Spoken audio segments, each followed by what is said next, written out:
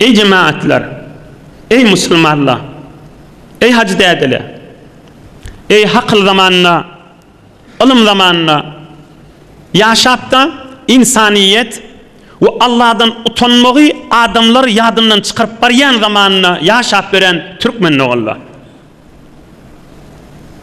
Allah Teala hazir ve nadir. İmanı var mı tamam Müslümanların. Allah hazir ve nadirdir. Türkmen entek bir zat gurrun bolanda Allah hazırdır, Allah nazırdır diýendir. Allah hazırdır diýip gurrunna aýtýandyr. Gaýymlyjak bolup aýdanlar. Emme şuň üstüne ýene bir gurrunma bir 15 dagyga inşallah o açyklap aýdyn, howjetden kulak asyn, din dünýäňiz abat bolsun. Bu bir derman Hudaýyň dostlarynyň arasynda geçýän gurrunlardyr. Kadryny bilen aýdylýan gurrunlar. Allah'ın hazır nazırdygyna maňa hemme musulmanlaryň imany bar. Emme bir ikilinci gurrun ma şun üstüne gelýän gurrun. O da näme? On adyna Hudaýyň dostlary, ewliýalar, ulamalar on adyna muraqabat diýerler. Muraqabat. Muraqabat asl manasy şey. Qysga asl manasy. Allah meni görüpdi ve Allah menden habarly diýip ýadynda durmak mındam. Indi Allah'ın hazır nazırlygyna imanyň ma bu bir gurrun. İmme mıdam yadında olup durmak bir murakabat. Yani adam her lehze günah edecek bolsa Hudaýdan utanýar özü. Bir Hudaýa ýakynlyk, Hudaýyň dostu bolmagyň alamatydyr. Ey cemaatler, Hudaýyň dostlarynyň men bir kidäne wagt bolanyny okyp bereýin. Kim biri? Hazreti Ebu Bekr Siddiq radıyallahu anh. Hutba aýdyp, kan milletin içinde bir aýdan kefe var. Hutba diýdi, cumada aýtda, ýaşyjyry märekede aýdylan kefe hutba diýilýär. Hutbada aýdypdyr, ul milleti belki alem jahana eşitdirip aýdypdyr. Ya ma'şaral muslimin. Ey Allah'a peygambere imanı var adamlar diýipdir. İstahyu minallahi azza ve celle. Hudaýdan utanyp ýaşamalylar diýipdir. Fevellezî nefsi biyedihi. İnni la'adallu hina azhabu ila'l gâiti fil fadâ muteqanni'an bi thawbi istihya'an min Allah azza ve celle. Ul millet märekede Hazreti Ebu Bekir Siddiq şun hutbada aýdypdyr. Ey musulmanlar diýipdir. Adam Hudaýdan utanyp ýaşasyn diýipdir. Ey cemaatlar diýipdir. Allah bilen and içip aýdýan diýipdir. Eger öýde däde çölle sınjak istem, çöllü bir yerde fınca oturmanda gitsem, ayak yolu istem, üstümde sakıf yok bolsa, koynugumi ya bir parçanı üstüm oklap fınca oturuyan, Hudaýdan utanyp etýän şonu diýipdir. Bir benem näme bir haya diýdiresim gelmeýär diýipdir. Yoksa çöllü bolsa, adamın görmejek ýeri bolandan soňra günahkarçylyk diýär, şeriat ejazasy bar, bu belli bir görürüň. Imme bir tuwalatkana bir servis behdaş diýilen içi bolmasa çöllü bolsa, ýeke jödümde bolsam, adam görmejekde bolsa, üstüme bir zat oklap oturýan diýipdir. Allah'dan tanıyan diýipdir. Bir nagat bir edep, bir nagat bir haya diýmesin diýip, ýüregimde Allah'ın azamaty çaýkanyp diýipdir. Allah Teala Kur'an'da näme diýär? Tebarek suresinde şaýtan mäňriýat bilýän bolduňuz. Ellezî halaqal mevte vel hayata liyebluwakum ayyukum idnama ahsanu amala.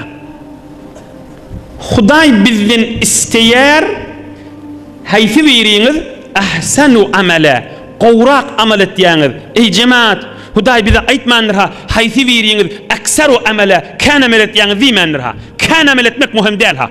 Gow amal etmek muhim. Allah ýa Kur'an-ı Kerimde aksaru amala diýipdirmi, ahsanu amala diýipdirmi? Ahsanu amala, etýän amalyň gowatsyny diýipdir. Etýän amalyň gowatçyk bolsaň, adam Allah'dan utanyp, hey Hudaý meni görüp durandyr diýip ýerine ýetirip amal etmegi, şuňa diýerler ahsanu amala diýerler. Emma kan amel kan, şaýat Hudaý ýadyna da düşmeýän bolsun. Hamana da dogry musulman bolsa bir formy ýadyna düşýändir ha. Emma adaçyk amal etýär, amany bir ya ogrinça ya aşkara sadakasy bolsa, okajak namazda bolsa, etjek biriniň toýuny çekişik tabagda bolsa, birinin kabrını atışacakta olsa, birinin bat yüreklerden dökecekte olsa, her näme görürün. Waz nasihat etjekte olsa, bir adamı emr ma'ruf nehi münker etjekte olsa, mollasına ders öğretjekte olsa, Allah görüp durandır. Hudaýyň razyçylygy bolsun diýip, azajyk oturmak Allah şun söýýär. Onun için bay ziyaretine gidilýär, Bestame gidecek, Bayezid Bestame barjak, Şaruda gidilecek, aýdýan keplerinden ne istifade etmeliler ha. Jallar sag keyifler Sultanul Arifin Bayezid Bestamiň adamları irşad edip adamlaryň ýüzüne galman mert bolup aýdan kepleri we Allah'ın azamatynyň beraberine aýdan kepleri vardır ha olan. Sultan Bayezid Bestami mıdan dua eden aýdýanmış. Hudaýa sen gafiňde iki zat bilen durandyryň diýänmiş. Biri eden işim yoktur. Mene şu mahalletçiliği doğru durup ibadet edenim bilemek diyenmiş. Allah'ın azamatı kursağına girine edin ibadeti gözüne görünmeyenmiş. Hudaýdan öde utanyanmış da. Bir ne oldu? Ağlap dua edenine Hudaýa mene eden işim yok diyenmişti. İkincisi Hudaýa senden tamam kan diyenmişti. Allah'ın azamatı bulun kursağına düşenini Hudaýdan hayadan erip ediyen ağzına gelen münacatlar. Ağzına gelen Allah bilen öde arasında aýdýan kepleri de aşır. Sultanul Arifin Hazreti Bayezid Bestami Kuddise sirru. Ini Müslüman adam ini yankıwırın näme boldy? Hudaýyň dostlara şi halal yerde de Allah'dan hayalar kenmiş. Hudaýdan utanýanmışdykly. Şu gurrun men aýdyp duran ýa ogryň gurrun ha. Ogry otady ogrylyk etipdir peýgamberiň zamanyna. Onu ogryläpdir, bir ýerik bar jaýlapdyr. Hiç kim görmeyen ýaly, hiç kim bilmeyen ýaly Allah'ny ýatdan çykaryp Hudaýdan utanman. Allah onu Muhammed Peygamber aleyhisselam'ın kursagyna goýupdy. Onu otady sahabalaryň arasynda jemde elam etipdi. Bir ogry o çemedanyny ogurlady, onu ýene ýygyny goýuldy diýip. Hudaýdan ogryň adam zat başarmar. Alam ya'lam bi anna Allah yara. Alam ya'lam bi anna Allah yara. Alam ya'lam bi anna Allah yara. Allah görüpdi, bilmeýärmi şonu Hudaý Taala. Bi anna Allah yara, Allah görüpdi diýär. Bi anna Allah yara, Allah görüpdi. Inni yan Hudaýyň dostlary halal yerde de hayalar kendir. Imme bitin musulmanlar näme? Bitin gelin gyl oglanlaryň gurrungy näme? Tamam musulmanlar. Umumlukda näme? Umumlukda musulman günah etjek bolsa Allah'dan haya eder. Derler bir Hudaýdan. Öz ýandan öz utanar. Hudaý görüpdi bit, näjir etsem, näjir etmen kan öz titrep, öz ýa gözüne ýaş akmak bolar, ýa derdeme bolar, ýa da näme bolar? Öz innam sandyrýandyr, günah etjek musulman adam. Gursugy ila ýagy şu haram pul aljak da bolsa, şu haramy el uzatjak da bolsa, şu hulasa titremeli şol. Bir haya şon bir lerzişi bir titremek oklamalı şon. Utançlyga salmaly. Indi iki zat ba, köplerçe musulman gelin gyz oglanlaryň arasyna ikisi hayan içinde, ikisi iştiba yol. Şonu aýdyp tamam edeyim. Näme görürüm? Köplerçe musulman erkadam zinany gelin gyzlaryň arasynda haya edýärler, we şu edýän hayalar iştibada. Bir näme? Köplerçe musulmanlar gelin gyz oglan hamany bir ýalňyş günah etdi. Hudaýdan utanyp bir hakykat görjüňler haşlar. Musulman napahir, o yanlışıptır, ediptir, günah geçdindi. Indi öyle namaz vakt bolýa, ikindi namaz vakt bolýa, dehrik kılıp namaz okuyacak bolýa, Hudaýdan utanýa, namaz okuyup bilmeyen galýa diye. Doğru yürüğüne kine edip duşu. Allah'ın huzurunu durmağa özüm utanıp diye, özüm bilmeyen şık bolup namazım galýa diye. Okuyup bilmeyen, Hudaýdan utanıp, 3 gün 4 gün geçenine okuyan diye. Bir utanmanın yolu değil, bir şeytana ağırlanmasın. Näme etmeli utansa? Allah'dan utanýa, günah geçipdir, edipdir da. Allah'dan utansa dehretsin kılsın, namazyny okuysun, ağlap okuysun. Şoň utançlyk ba, namazyň üstüne eltmänli, o şeytanyň waswasaty. Bir nämesin Hudaýdan utanýarlygy çyn bolsa, ýa-da çyn ha. Ýöne Hudaýyň dostundan da soranak, öz ýandan özi namazyny etberk kesip, men Hudaýdan hyjalat çekýän utanýan diye. Hudaýdan utanýan bolsa utanyp, kellesini aşağı sallap, namazyny okuysun we namazyň içinde Hudaý senden utanýan diýip ağlasyn. Tüs din gurrungy. Din tarikat ve din şeriatynyň gurrungy. Hatta bir topar ewliya, bir ulamalar varmışdyk, ey cemaat, bir merde meýdanlar varmışdyk, ey türkmenler, ey sade milletde. Mescidin gapsynyň öldür girmeýärmişdikler da. Yani näme? Şu mescide barik giri bermeli, şu mahalle giri bermeli ha. Durýärmişdikler, bir adam girsedir, o izinden girýärmişdikler. Ýürümi ýarylyp barýa Allah'ın azamat gapsyna mescide girmäge Hudaýdan utanýarlyýarmışdikler. Bu jürek öýlerine agram salyp bas bolup näme etjeksen diýersiň ha. Yo, o pahyly öz ilini de çykypdyr. Kursaklarını yürüyor yarılıp var yani. Haya giriptir kursaklarına. Yani Hazreti Ebu Bekir Sıddık'ın kıyanakta çöllü dotikam üstüme birler oklayan değil mi yani? Oklasa oklamasa Huday onu görüyor tiyahim.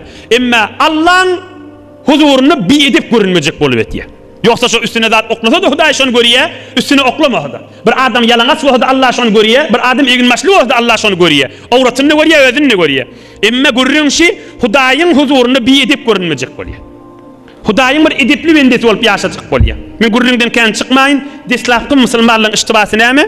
Men günah ettim, oğlum utanıp, ne çoğun namaz okuymayan diye. Namazın okuysun, utansa ağlab okuysun. Namazın yüzünden, gözünden yaş aktısın ya namazın içinde. Yeni bir Müslümanlığın, cavan gelin, kız, oğluluğun arasında iştibadat, günah edenden sonra utanışlıktan et diye. Allah'dan utanıp et diye. O da şey, günah ettim diye, namazını da okuyan diye, tövbe de ettim diye, Allah'dan utanıp da zor ağlayan diye. Bir kadar ağlayan, bir kadar narahat bolayan diye aytması da doğru diye, onu da misal açık olsun deyip aydeyin. Ay Huday men günahımı geçmer, men bitir ulukan günah ettim, naumit bolup geliyen diye. Ey cemaat, naumit şeytandır, la'anehullah. Müslüman umidi vardır. Bir fakir qovu hilisi ha. Yönümünle şeytan kaptalının yenimin Allah kesbeda. Yok sen ulukan günah ettin. Sen Hudaydan utan, yönü ezbes utancın kem olsun. Sen bir qova adamdın, atavabın qova adam diye. Derden kabrını dik oturandır. Huday sen günahın geçmez deyip şeytanın yeni bir yoldan ağlayacak boluyor. Ağlanmayın şeytanın vasvasasına. Naumit şeytandır. Günah ediptir, geçiptir değil mi? Allah'dan haya et ya değil mi? Namazını okuyup değil mi? Cezmesin, yani yüreğinin kat'en bilsin. Ne yani? Allah'ın rahmetinin günahsından ulukan. Hudayın rahmeti ulukanmışım, günahsı ulukan mı? Elbette Allah'ın rahmeti ulukan. Elbette Hudayın rahmeti ulukan.